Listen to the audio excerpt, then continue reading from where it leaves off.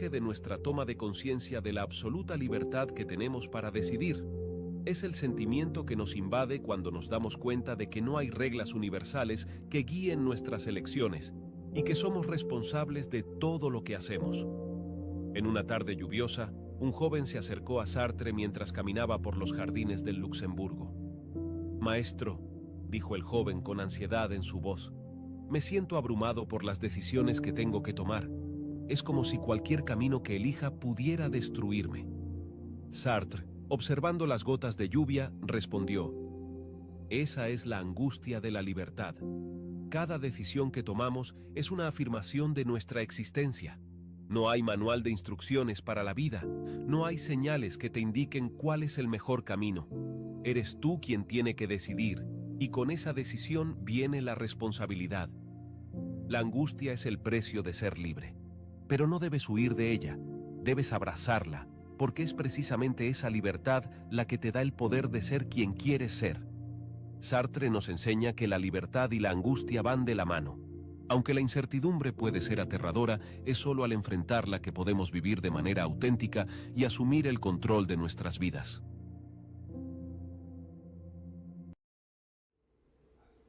Bueno, y volvemos escuchando a Sartre, que en realidad, como comentábamos acá fuera de aire, no es un Sartre, sino lo que la inteligencia artificial cree que es Sartre, ¿no? Es como una representación de la inteligencia artificial.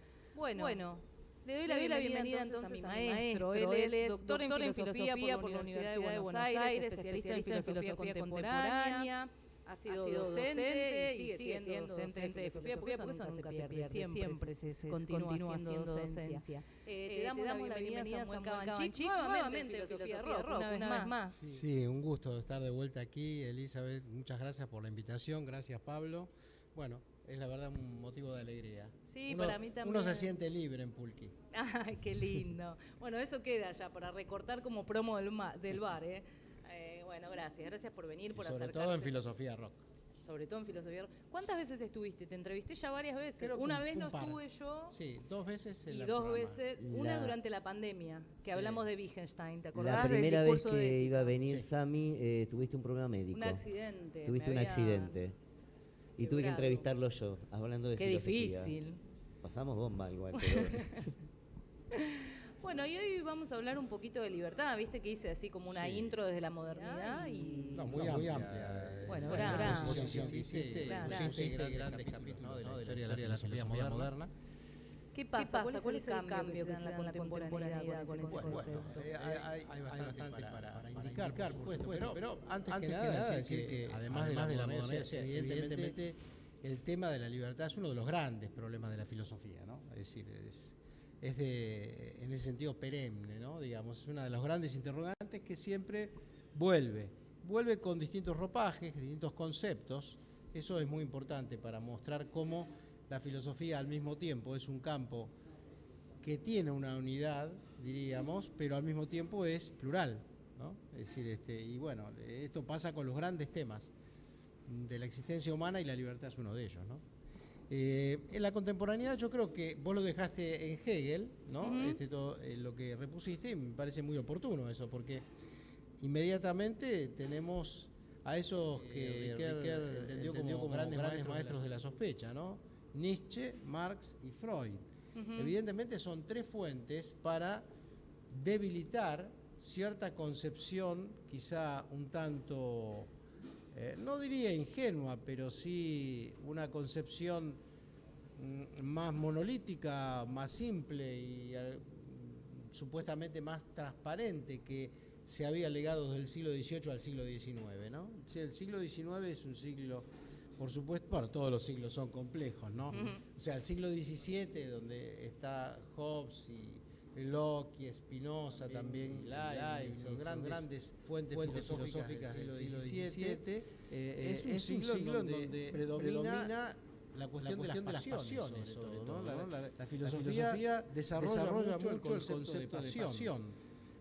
no tan centrado en libertad. Y a través de pasión uno podría pensar en lo contrario de la libertad. La coacción, lo reactivo, lo condicionado, en fin. Entonces, de alguna manera podríamos decir que el siglo XVIII es el que hace intervenir una cierta noción de libertad asociada a razón. Y ahí el...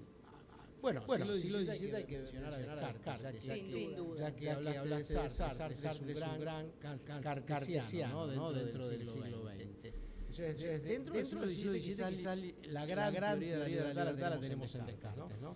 Y Sartre lo retoma en un texto muy bonito de uno del primer volumen de su serie de situaciones, que se llama La libertad cartesiana, justamente, y trata de potenciarla aún más. Pero el siglo XVIII tenemos a Kant, ¿no? que muestra esa situación paradójica, límite entre ley y libertad, razón y libertad, ¿no? Entonces allí tenemos una cierta tensión interna, porque si todo objeto de conocimiento es el fenómeno que se somete a la ley de causalidad y al mismo tiempo tenemos una existencia de libertad en nosotros mismos, ¿cómo se concilia causalidad y libertad? Entonces ya tenemos ese problema. Y en el siglo XX heredamos, de alguna manera, esas grandes fuentes de los maestros de la sospecha. O sea, Freud te viene a decir, no sos dueño libre de vos mismo. Cargas condicionamiento que desconoces.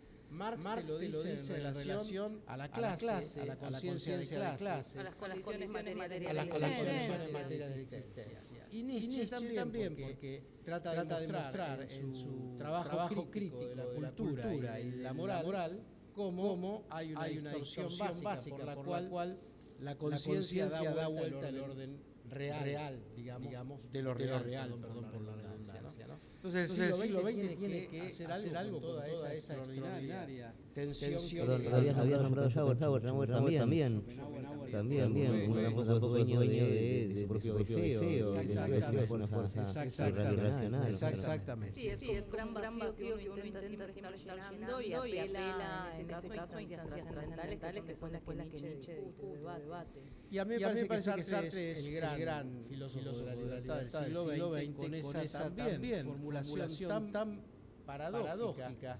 1945, el existencialismo y el humanismo, ahí formula el hombre está condenado a ser libre. Fíjate qué tensión tiene ya ese concepto de libertad. Una condena a ser libre. No podemos escapar de esa condición, pero no deja de ser una condición inescapable. ¿Es necesidad o es libertad entonces?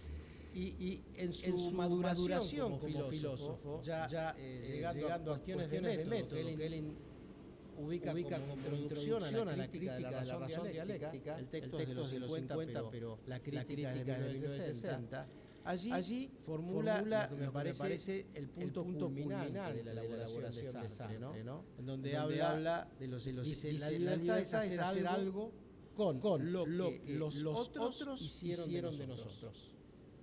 Y ahí hace el prólogo de Fanon también hablando de justamente del colonialismo y hay un poquito de ese sustrato, ¿no? De cómo los otros también nos reformatean, ¿no? Exacto. De lo que huye permanentemente Sartre en la mirada del otro, y su contraofensiva es este grito de libertad. También ya que mencionaste a Fanon y todas esas intervenciones que realiza Sartre en su obra, la obra en situación, ese gran texto que tiene Saint-Genet, ahí dice, el problema de la libertad es un problema en última instancia burgués. Genet busca algo diferente, Genet busca una salida. Es decir, digamos que ahí se profundiza, pesa cada vez más la condición, la situación, y entonces más que hablar de libertad, allí Sartre termina hablando de una salida, ¿no? Como podés pensar en los animales kafkianos de la literatura de Kafka, que buscan salir de la madriguera o esconderse en ella, más que en una cuestión de libertad. Es decir, da para mucho el tema de por libertad. Supuesto. Vos, digamos, acentuaste la libertad política, pero sobre todo, ¿no? Yo a mí me gustaría preguntarte qué pasa con con dos cosas, ¿no? Con la idea de libertad y con el rol de la filosofía en la actualidad, que son como las dos grandes preguntas que me estoy haciendo, ¿no? ¿Por qué vuelve de una forma tan encendida en este momento, como si fuese incluso hasta novedosa una idea de libertad? No sabemos revestida de qué componentes, ¿no? O con qué sustrato. ¿Y qué puede hacer la filosofía ahí, en la contemporaneidad, para pensar y debatir esto, ¿no? Como para traer incluso complejizaciones al respecto. Totalmente, porque la filosofía no puede renunciar a su incidencia crítica en la cultura, ¿no? Es decir, si algo debe siempre aportar la conciencia filosófica, es una conciencia crítica, que trascienda los eslóganes, los usos, digamos, tribuneros de las palabras, los esquemas simplificadores. Bueno, para eso sí está la mirada filosófica siempre, ¿no? Está bueno que se discuta, se debata sobre libertad, es sin duda una gran palabra. Una palabra que nos recuerda nuestro propio himno nacional, ¿no? Por supuesto. Hoy mortales, el grito sagrado, libertad, libertad. Tres veces libertad, como se escucha en la tribuna política actual desde el presidente mismo, que le agrega carajo, ¿no? Pero tres veces libertad. Pero hay algo muy interesante. ¿Con qué otra idea sigue nuestro himno? Ved en trono a la noble igualdad. Es decir, libertad e igualdad. Y finalmente todo el universo está no el universo rindiéndose, sino recibiendo, digamos, al gran pueblo argentino salvo. Es decir, fraternidad. Son los tres pilares, ¿no? de la revolución. Sí, de la revolución aquí también nuestra heredada también un poco de sociedades, sobre todo por Moreno y cuantos otros que fueron padres y partícipes de esa revolución y de la consolidación y construcción de lo que primero fue el primer gobierno patrio, la primera junta, y que luego con los años vino en la amenazada independencia. Pero bueno, hoy por hoy creo que lo que se utilizó tal vez políticamente podemos pensar es algún vacío que determinados sectores dejaron de la libertad y que se toma y se llena, digamos, con otro cántaro, pero creo que en determinados sectores más ligados a pensamientos de, no sé cómo expresarlo, popular o de izquierda o de un pensamiento crítico, como que dejaron por un momento de debatir sobre la idea de libertad, como que eso estaba mal, ¿no? Como que depositaron todo, si eso fuese una balanza, ya que estamos en la era de Libra en este momento, la igualdad fue lo que mayor peso tomó y se dejó de lado un poco la libertad, y eso en algún punto se desbalanceó de una forma que terminó impactando muy negativamente, porque la idea de libertad siempre hay que tenerla presente. Así es, y es siempre desafiante, ¿no? Para cada individuo y para los grupos también, y para la política misma, ¿no? Es decir, ahí podemos mencionar a un gran autor, digamos, no de una gran obra en cuanto a extensión, porque es un autor que murió más o menos joven y fue rescatado en realidad por Michel de Montaigne, ¿no? Que es Etienne de Lavoisier. Etienne de Lavoisier escribió un texto No leí, me tenés que pasame después. Mira, es un texto que ya en su título es extraordinario. Y la verdad que el texto es extraordinario. Me encanta que siempre tira esas datas y ahora yo ya me voy a buscarlo. Claro, el tema de esto es la servidumbre voluntaria. La pregunta que se hizo Etienne de Lavoisier es ¿por qué un pueblo elige voluntariamente someterse? Esa es una pregunta siempre vigente, siempre renovable. Entonces, sea que uno la sitúe en este contexto de la coyuntura política actual o la sitúes en un contexto anterior, más o menos próximo o remoto, siempre es bueno hacerse esa pregunta, ¿no? Es decir, a todos nos cabe esa pregunta desafiante. Entonces, es posible que ahora haya un reverdecer, digamos, de la libertad como una fuerza, y eso está bueno, si viene a sacudir algunas, justamente lo que vos decías, ¿no? Algunos abandonos de la libertad, porque es siempre también tentador para algo que también podemos decir de otras elaboraciones, ¿no? Es tentador hacer masa, olvidarse de sí mismo y perderse en ello, ¿no? Entonces uno descansa allí, descansa del desafío, digamos, y de ese vacío, ¿no? Pero hay que enfrentarse con él tarde o temprano. Y en ese sentido está bueno estar hablando de libertad. ¿Pablo? Me quedé. No, a mí me gustaría tal vez preguntarte por bueno, ¿qué espacio toma lo poético, la música, en momentos como este, ¿no? Donde, digamos, hay tanta tecnología, hay tanto avance de libertades que digamos, a mí me parece interesante hablar de libertad en este momento donde todo es una limitación constante. Incluso uno prende el teléfono y va a ver en redes sociales, hay un algoritmo que te dice qué es lo que te gusta, qué es lo que no te gusta, que te controla, que te digamos, estamos. Bueno, hay algún espacio para la libertad en eso, en la subjetividad, en encontrar espacio para lo poético, para pegarse a un viaje de ese tipo. Dicho más coloquialmente. Bueno, dijiste algo muy importante en tu exposición del bloque anterior, ¿no? Que es que la libertad no es algo que está dado como una posibilidad de construcción personal y colectiva. Y muchas veces bajo esa apariencia de libertad, lo que en realidad ocurre es todo lo contrario. La manipulación constante que diferentes dispositivos, vamos a decir, intentan hacer de la vida misma, tratando de administrarla de una manera imperceptible, y eso es bastante viejo, que ahora la tecnología permite hacerlo con mucha mayor fuerza.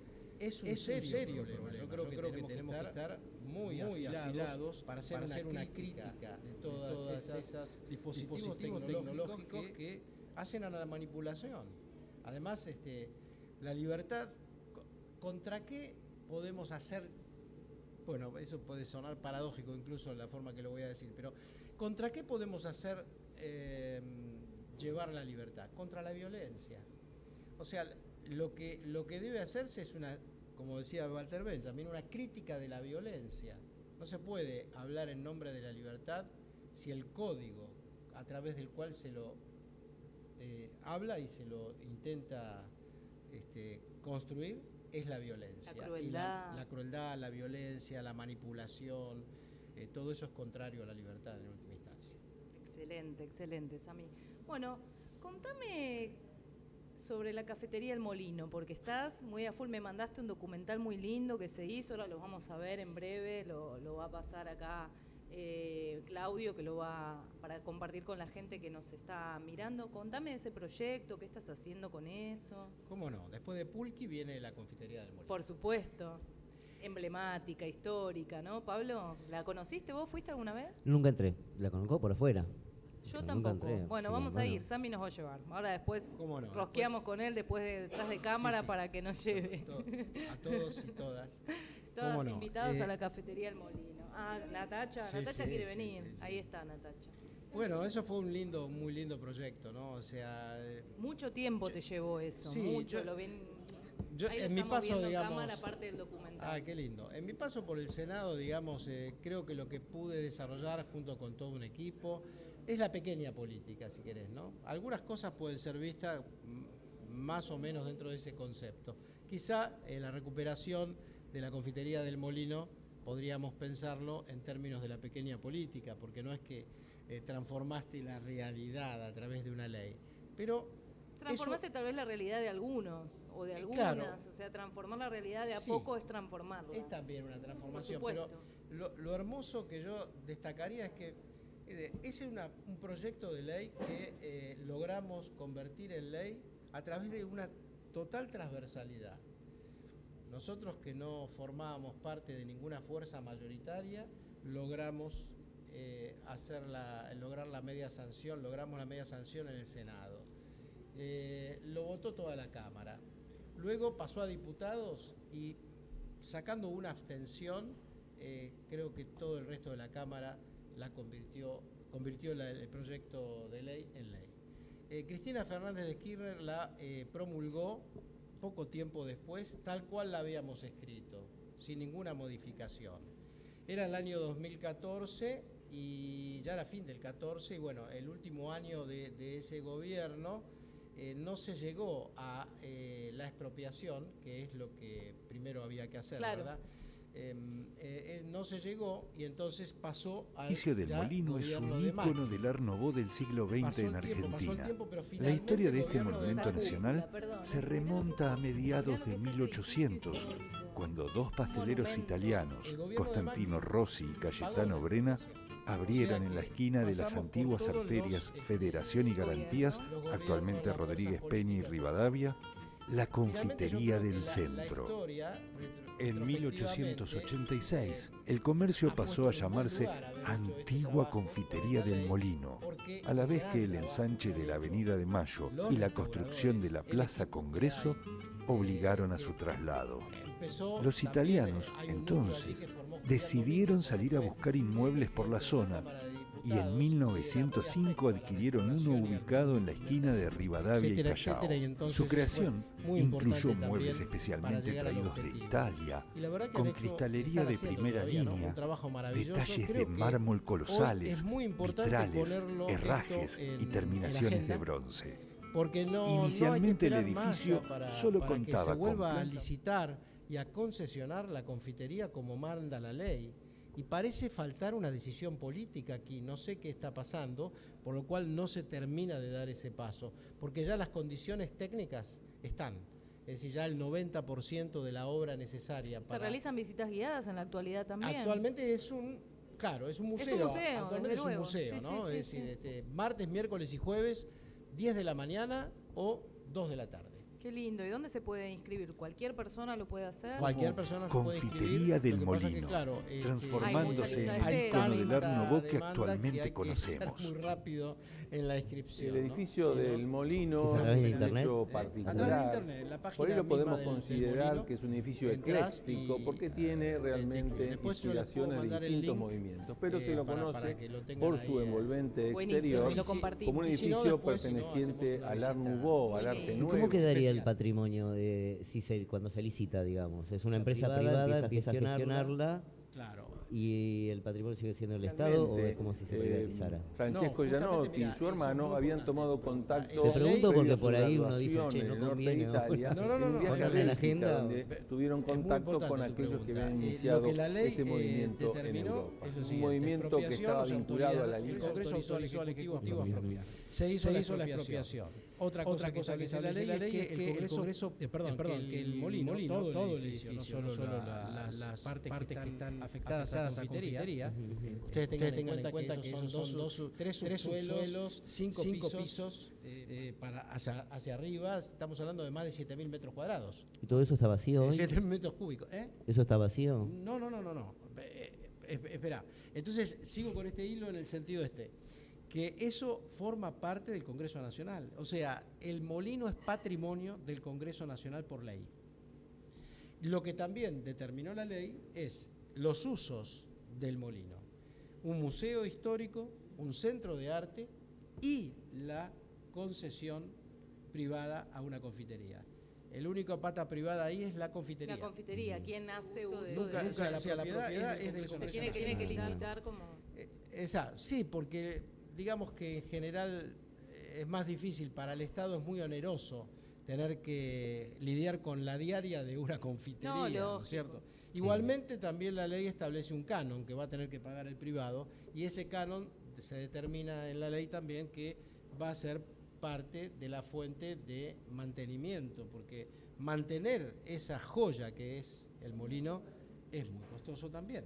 Y se cuenta con una partida en el presupuesto nacional. ¿Y el resto era un centro de arte? Un centro de arte, un museo de historia, un museo de sitio, la confitería y hay departamentos. En esos departamentos puede funcionar diversas cosas. También en parte el museo.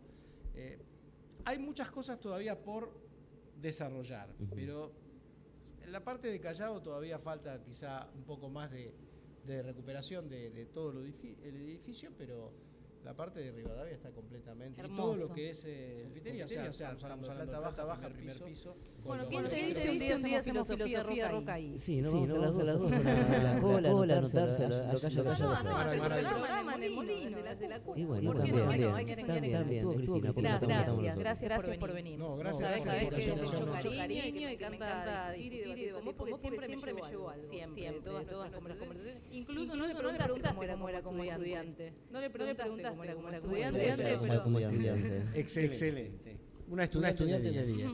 Bueno, me pusiste un 9, no me pusiste un 10, pero bueno, dejamos ahí. Algo me falta. Tengo que recursar. No.